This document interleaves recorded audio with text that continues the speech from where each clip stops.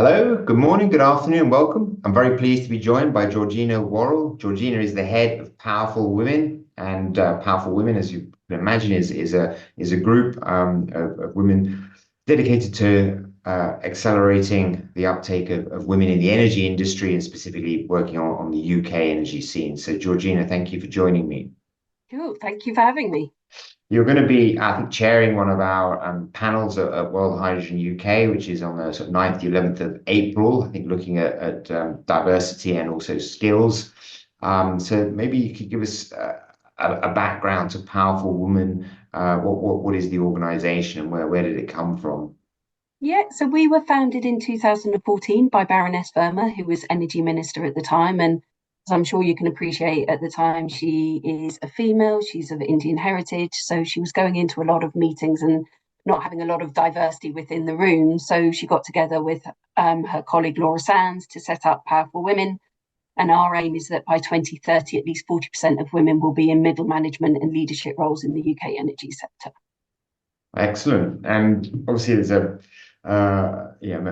major topic around trying to improve the diversity of what was traditionally in the energy industry, I guess, quite male dominated science industry. What are some of the measures that your member companies are taking that are successful? What's the, I guess, the sort of diversity toolkit?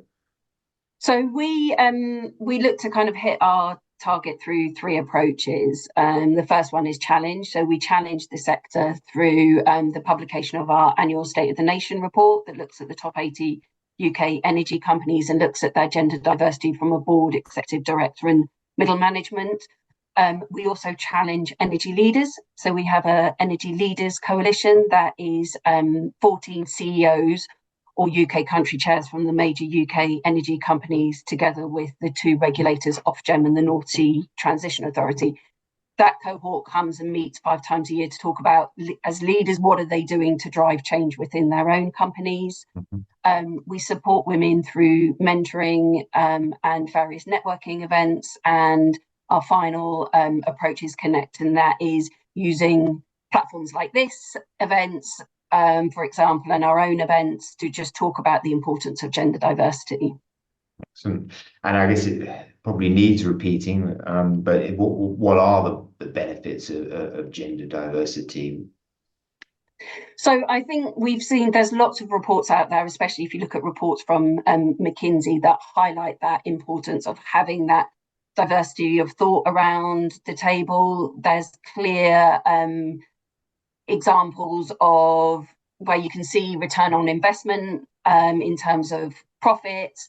You also, by just bringing and ensuring that you have an inclusive company culture, it means that your staff feel listened to, feel valued, and then they want to give back to the company, be as productive as they can be. So my Yeah, view is that it's a no-brainer.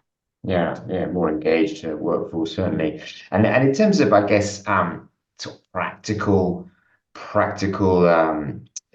steps that companies take. It's around building a inclusive culture and being very careful around the language, whether that's advertising roles or what are some of the others, and what do you think around concrete mechanisms such as quotas? I mean, we have a quota in my own business to have 40% female participation as speakers at our events. It's tough to obviously do that, but it's certainly a target that the team look to hit it with each of our events. So what are your thoughts on hard mechanisms like quotas?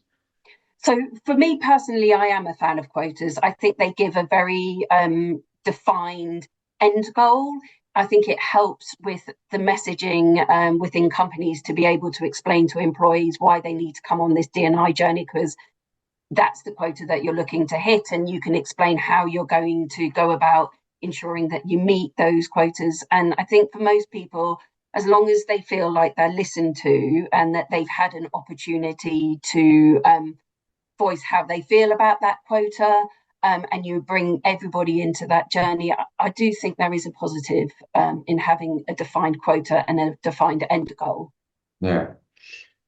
In terms of the I guess the journey that we're on within this sort of context. I mean, I think back to my own career. Obviously, I've been working in events for 30 years, in energy events for 20 years. Um, and yeah, I've seen a marked change. We've obviously made some big improvements. And so can you see maybe some light at the end of the tunnel when you'll no longer need to have sort of powerful women? Do you think within a decade it will probably be an irrelevant issue? I mean, that is my hope. My Yeah. hope is that I will be out of a job. That's my that's my fundamental goal, is to be out of a job, and Yeah. I will feel like I've succeeded. And I think we are getting there. Mm. We've seen from our annual State of the Nation report, we are seeing incremental improvements within women at board levels.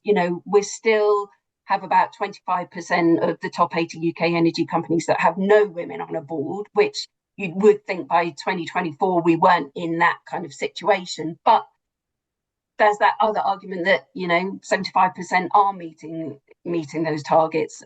We are seeing more women coming into leadership roles, and there's a number of energy companies, and especially a number of renewable energy companies, that are really showing that positive Yeah. engagement in having diversity at that leadership level. So I'm hopeful and I'm optimistic. It's snail's pace, if I'm honest, the progress. I would like to see it quicker. I would also, obviously powerful women, we look at gender diversity, but it would be great to see some other underrepresented groups kind of in CEO levels, like a black CEO, for example. That would be great to see, is just, having a sector that's truly representative of the community it serves. That's what I would really like to see. Yeah, understandable. UK has an advantage. I think the UK hydrogen champion is Jane Toogood, who obviously is a woman, powerful woman at that. And I think the hydrogen industry is certainly also maybe one that is,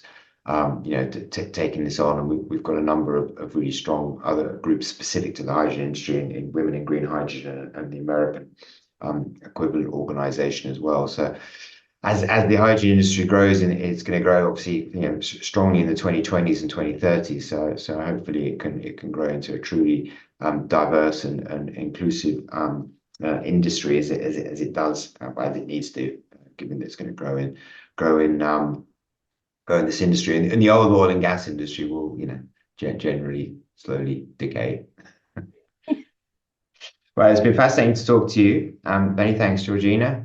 We look forward to seeing powerful women, and seeing the work you do, and helping to increase the diversity, and make our jobs easier in terms of finding those top flight leaders who can speak about hydrogen. So many thanks for the work that you're doing, and we look forward to seeing you at our event come the 9th and 10th and 11th of April in London.